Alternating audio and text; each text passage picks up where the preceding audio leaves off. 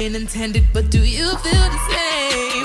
Lovers, late at night, I will be right here too.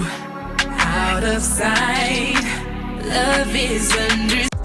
What's up? It's your girl Imani P from the DMV.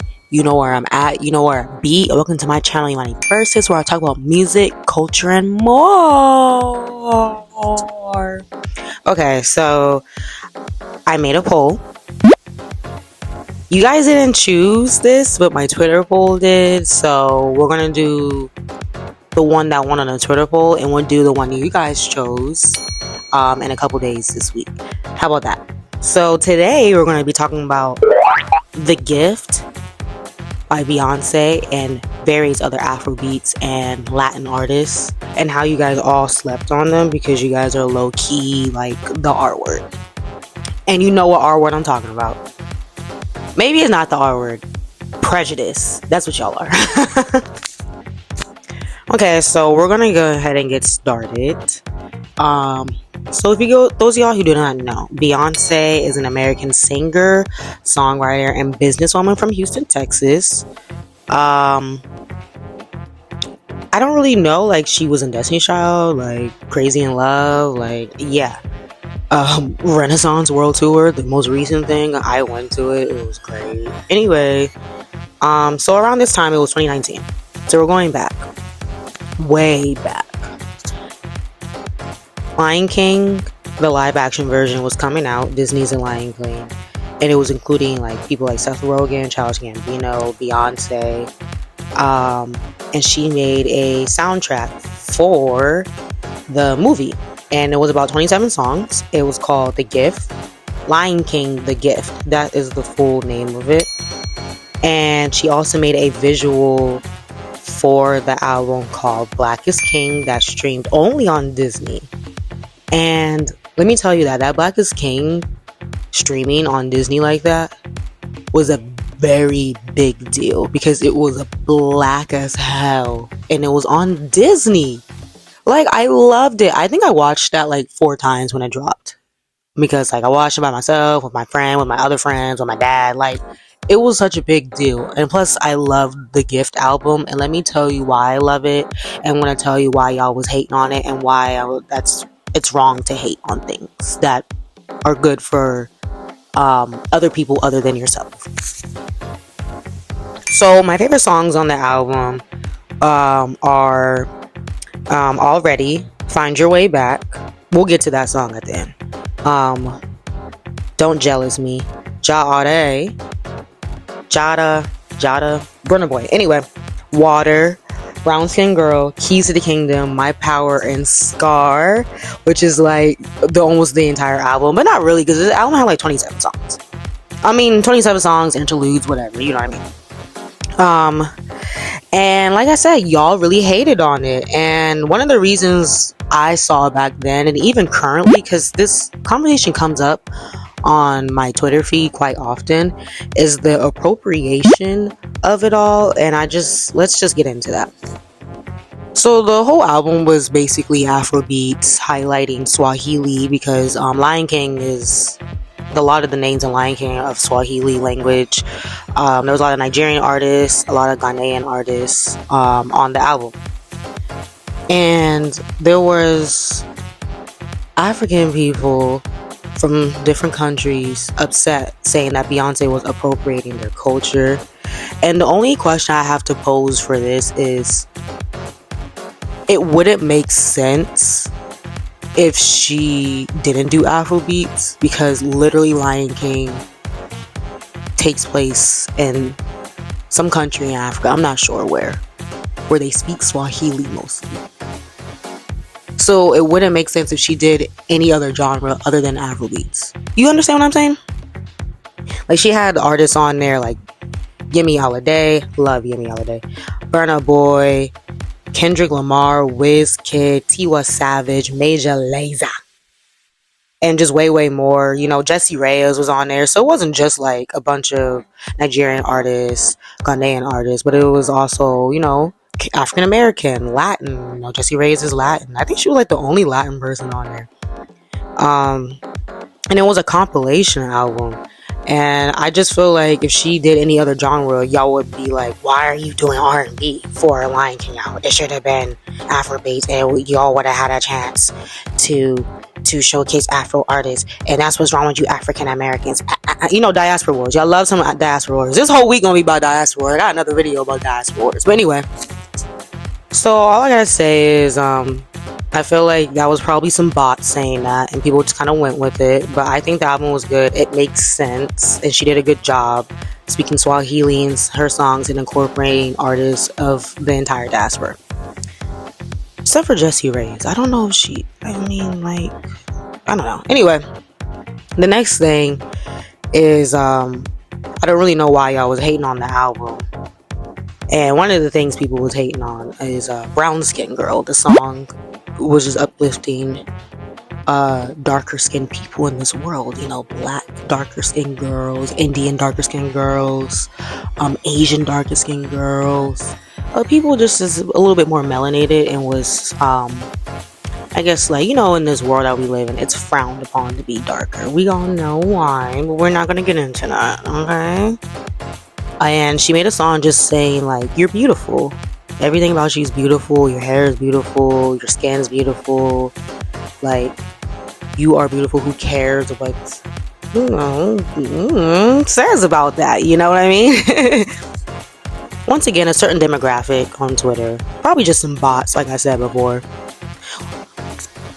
Why is there a brown skin girl song? If we make a song about our skin tone, light skin girl, white skin girl, it will be racist. You know why it would be? Because you're already uplifted in every way possible. Like, oh my gosh, can we not have something? Anyway, so people was hating on that.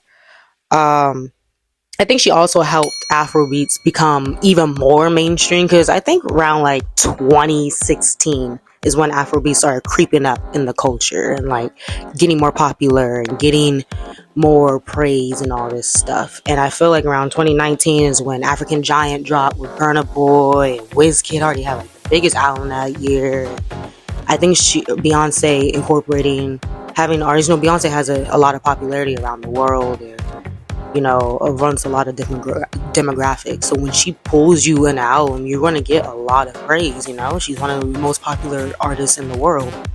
So I think that her including a compilation full of a lot of different Afrobeats and just different artists on this album, like, really helped bring Afrobeats more into the mainstream world, along with what was already going on anyway.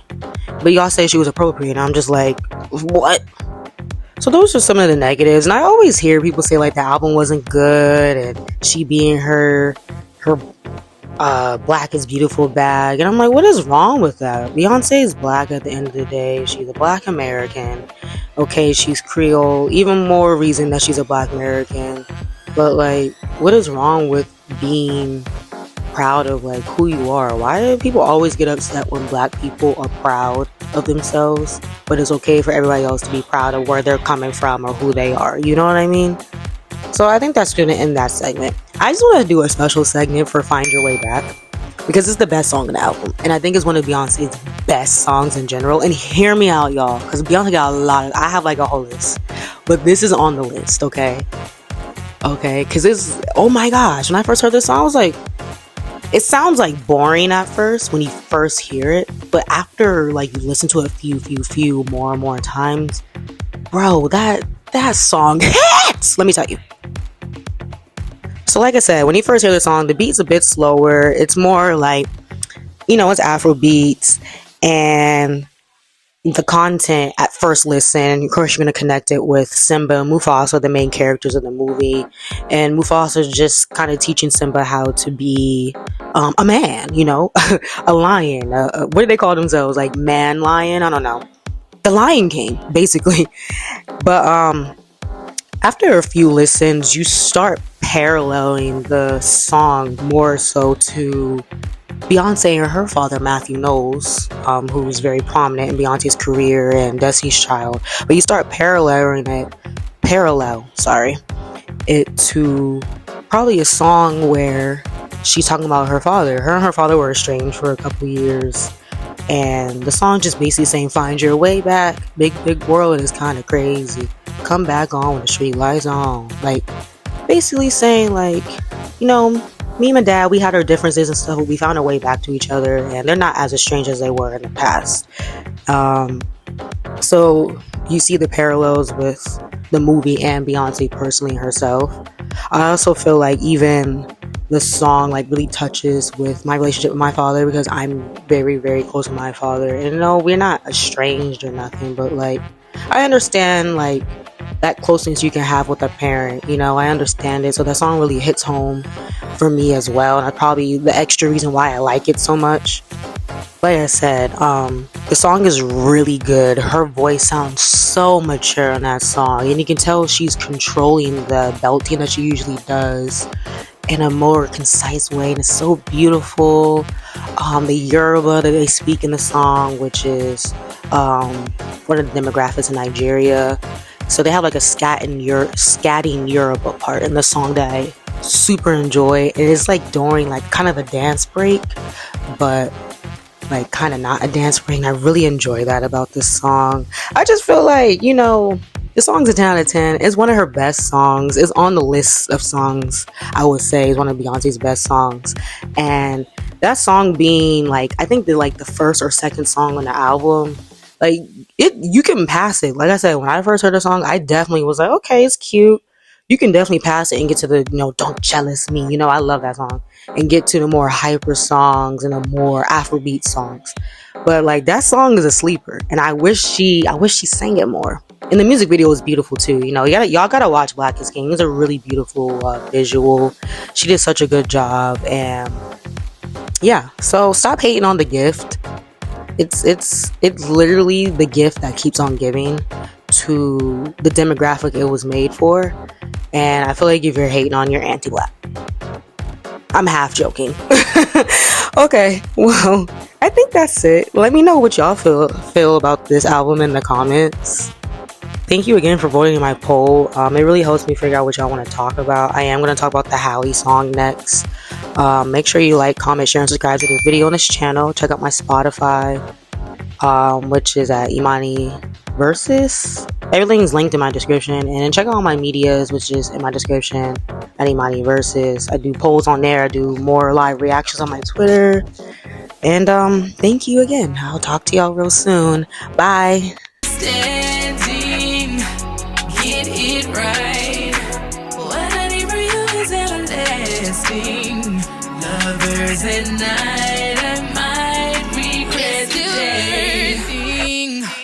What's it worth? Yeah, can't keep on no more, especially when I'm sober.